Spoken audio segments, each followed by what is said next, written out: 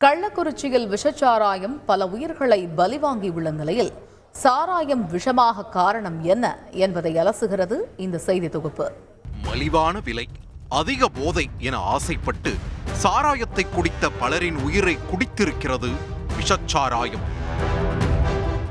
மரக்காணம், செங்கல்பட்டு சம்பவங்களை அடுத்து கள்ளக்குறிச்சியில் அரங்கேறி உள்ள சம்பவமும் பெரும் பரபரப்பை ஏற்படுத்தியுள்ள நிலையில் மதுபானத்திற்கு மாற்றாக மற்ற ஆல்கஹால் அடங்கிய பொருட்களை உட்கொண்டால் உடனடி உயிரிழப்பு நிச்சயம் என எச்சரிக்கின்றனர் மருத்துவர்கள். மதுபானத்தில் எத்தனால் என்ற வகையைச் சேர்ந்த ஆல்கஹாலில் தயாரிக்கப்படும் இந்த வகை மது அருந்தினால் உடனடி உயிரிழப்புகள் ஏற்பட வாய்ப்பில்லை. ஆனால் மாற்று ஆல்கஹால் கலவைகளான சாராய தயாரிப்புகள், சானிடைசர், பஞ்சர் ஒட்டும் பேஸ்ட், வார்னிஷ் உள்ளிட்ட மெத்தில் ஆல்கஹால் வகைகளை எல்லாம் சேர்த்து தயாரிக்கப்படும் சாராயத்தை குடிப்பதுதான் அத்தனைக்கும் ஆபத்தாய் முடிகிறது. அதே வேளையில் கள்ளச்சாராயத்திற்கும் விஷச்சாராயத்திற்கும் வித்தியாசம் இருக்கிறது.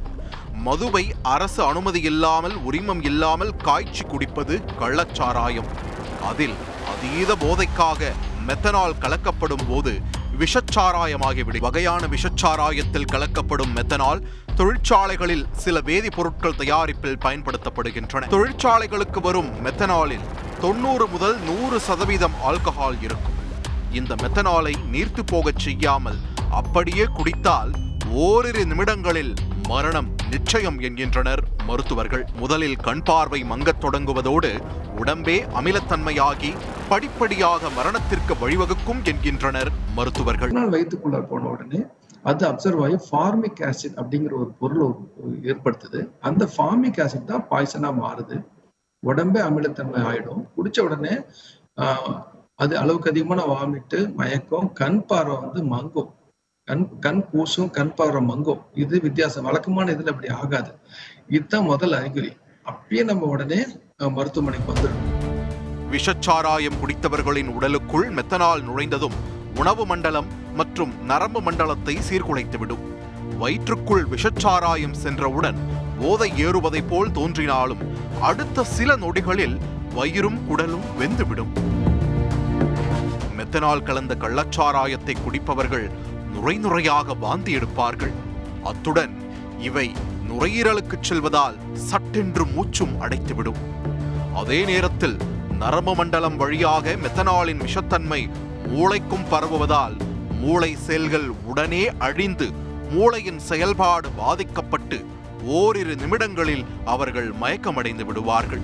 இப்படி அணு அணுவாக உடலை சீர்குலைத்து சித்திரவதை செய்து மரணத்திற்கு வழிவகுக்கிறது மெத்தனால். இப்படி மெத்தனாலால் பாதிக்கப்படுபவர்களுக்கு எத்தனாலே தீர்வு என்கின்றனர் மருத்துவர்கள். அதாவது அங்கீகரிக்கப்பட்ட நல்ல சாராயம்தான் விஷச்சாராயத்திற்கு மருந்தாம். மெத்தனாலோட பாதிப்புகளை எத்தனால்னால சரி பண்ண முடியும். நீங்க ஒரு 100 ml மெத்தனால் குடிச்சிட்டீங்க அப்படின்னா அது மட்டுமே வேலை செய்யும் பொழுது கூடிய விரைவில் சீக்கிரமா கண் பார்வை பாதிக்கப்படும், உயிருக்கு ஆபத்து ஏற்பட்டுரும். அந்த இடத்துல நல்ல சாராயம், அதாவது வழக்கமா குடிக்கிற சாராயத்தை நீங்க குடிச்சுன்னா அது காம்படிட்டிவ் பிளாக் ஒன்னு அது தடுத்துக்கிட்டு அதோட விபரீத தன்மையை குறைக்கும். ஸோ ட்ரீட்மெண்ட்டே அப்படிதான் பண்ணுவாங்க. அதே நல்ல சாராயத்தை 10% அளவு நல்ல சாராயம், தட் இஸ் நல்ல சாராயம் நான் சொல்றது எத்தனால், அதை நம்ம சிறை வழியா வெயின்னு சொல்லுவாங்கல்ல, வெயின் வழியா கொடுத்தும் சரி பண்ணுவாங்க. இது ஒரு வகையான வைத்தியம். ஓமிபிசோல் அப்படிங்கிற ஒரு ஆன்டிடோட் இருக்கு, அதை கொடுத்தும் சரி பண்ணலாம்.